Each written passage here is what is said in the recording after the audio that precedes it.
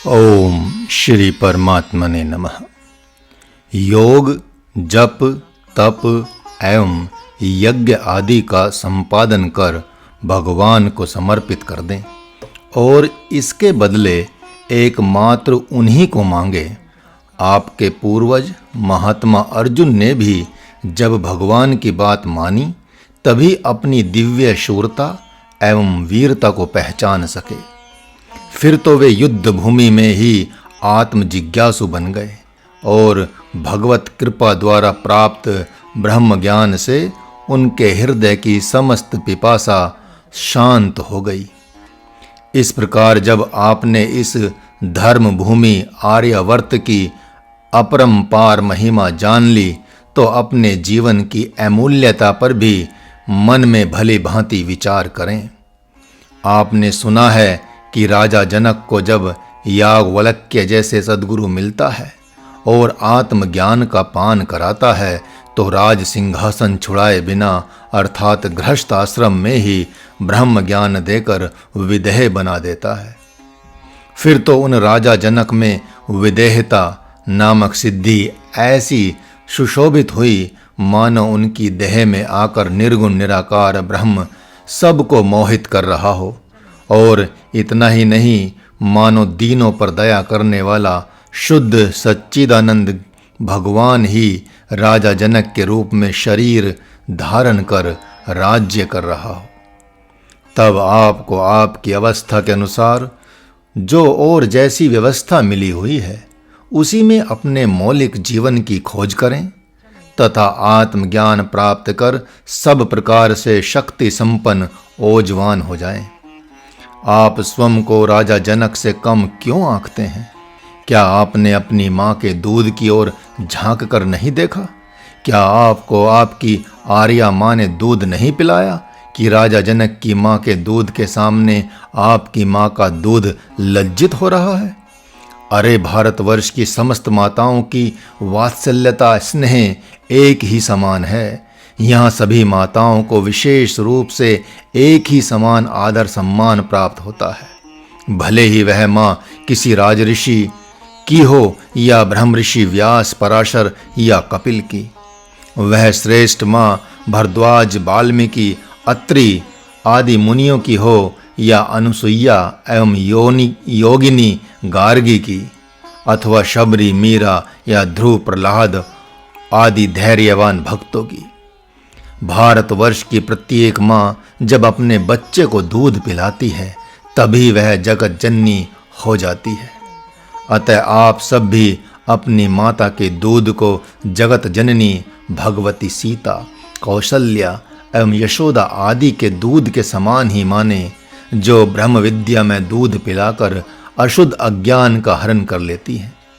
अतः विश्वास के साथ इस रहस्य का स्मरण कर अपनी प्रबल शक्ति अर्थात आत्मशक्ति का आवाहन करें तो कुछ ही मास या वर्षों में आप महाराज के समान हुंकार भरने लगेंगे।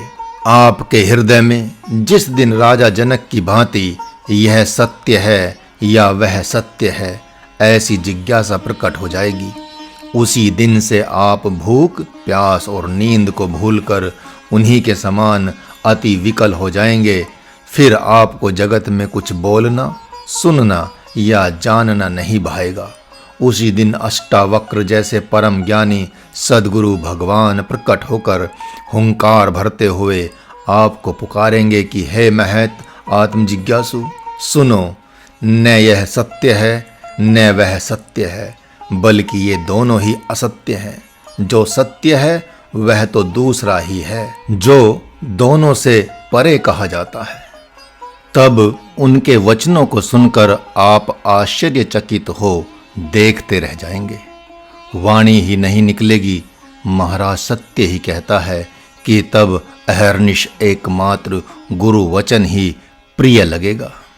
अतः आप ऐसा क्यों सोच बैठे हैं कि मेरे जैसा जगत में कोई विषय है ही नहीं?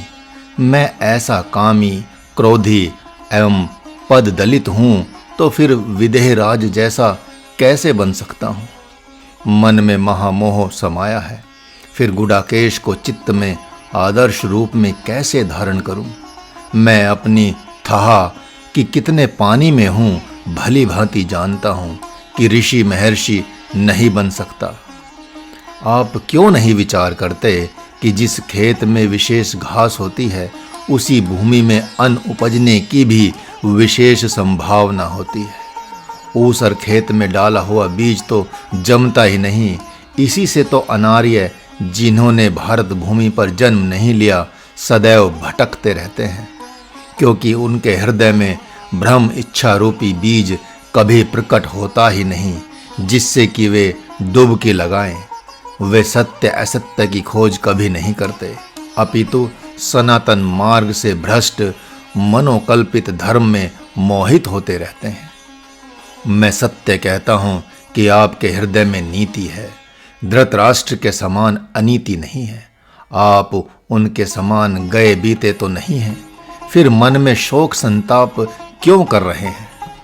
जब व्यास मुनि ने उस नेत्रहीन को गीता सुनाकर पावन बना दिया और उनके जैसे को ये ऋषि सार्थक बना सकते हैं, तो आप स्वयं को निरर्थक क्यों समझते हैं?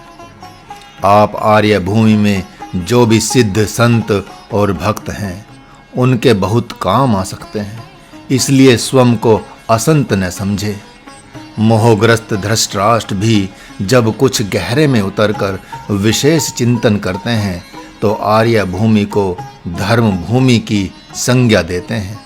वह इसलिए कि यहाँ प्रत्येक घर यज्ञशाला है, जिसमें माताओं का गर्भ विशाल यज्ञ कुंड है, जिसमें वे जप तप और योग रूपी समिधा को डालती हैं और यथा समय उस गर्भ रूपी यज्ञ कुंड में श्रेष्ठ योग रूपी अग्नि जला देती हैं। धर्मपति ही उस यज्ञशाला के पुरोहित वृंद हैं, जो अहर्निश एकमात्र सच्चिदानंद भगवान के ध्यान भजन में लगे रहते हैं। वे पावन वीर्य की गर्भ रूपी कुंड में आहुति देकर यहाँ श्रेष्ठ पुत्रों को जन्म देते हैं, जो बालक परम ओजस्वी, तेजस्वी, जपी, तपी, योगी तथा अपने कुल की वृद्धि एवं रक्षा करने वाले गोरक्षक, देवताओं तथा संतों के सेवक होते हैं एवं दीन जनों की तो आत्मा ही होते हैं। इसी धर्म भूमि में सूर्य वंश के अंतर्गत भगवान श्री राम का अवतरण हुआ, जिनसे मृत्यु का वरदान मांगकर दशग्रीव रावण अपने धाम सिधार गया। जिस धर्म भूमि में दुर्योधन, शिशुपाल, जरासंध और कंस जैसे दुरात्मा भक्तों के हितार्थ चंद्रवंश के भूषण स्वरूप भगवान श्री कृष्णचंद्र आनंद कंद को प्रकट कर लेते हैं, जिन भगवान से मृत्यु मांगकर भी आनंद ही प्राप्त होता है, तो आप मौन होकर गुरु का अपमान क्यों कर रहे हैं? आप भी अर्जुन के सदृश्य शरणागत हो जाएं और अति प्रेम पूर्वक अपने धर्म की दुहाई देकर भव सागर से पार हो जाएं। आप अपनी श्रद्धा भक्ति से उन्हें सुखद ध्यान समाधि और परम पावन आत्मज्ञान देने के लिए बाध्य कर दें। महाराज कहता है कि हे साधकगण, इस भूमि की तो असुर भी निंदा नहीं करते।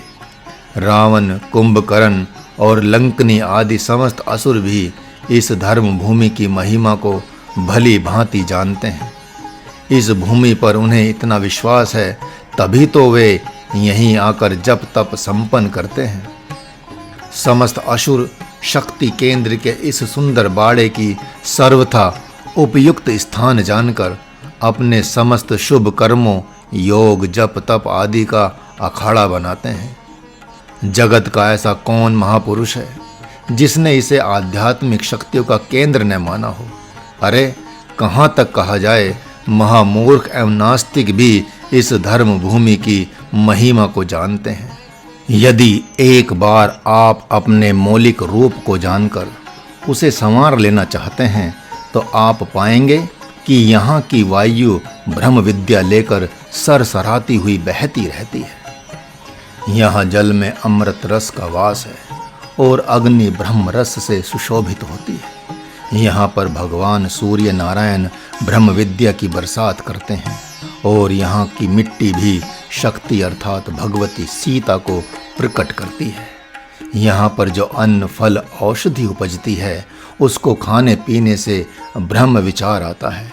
यहाँ ऋषिगण गोमाता को भगवत स्वरूप समझकर प्रणाम करते हैं तथा देवता एवं राजागण उसकी सेवा करते हैं। गोमाता दूध के बहाने ब्रह्म विद्या की बरसात करती है। पुनः वह अपने भक्तों को ब्रह्म विद्या के साथ साथ नित्य ब्रह्म शक्ति देकर अति हर्षित होती है। महाराज का कहना है कि फिर आप क्यों निराश हो रहे हैं, धैर्य धारण करें। हरि ओम।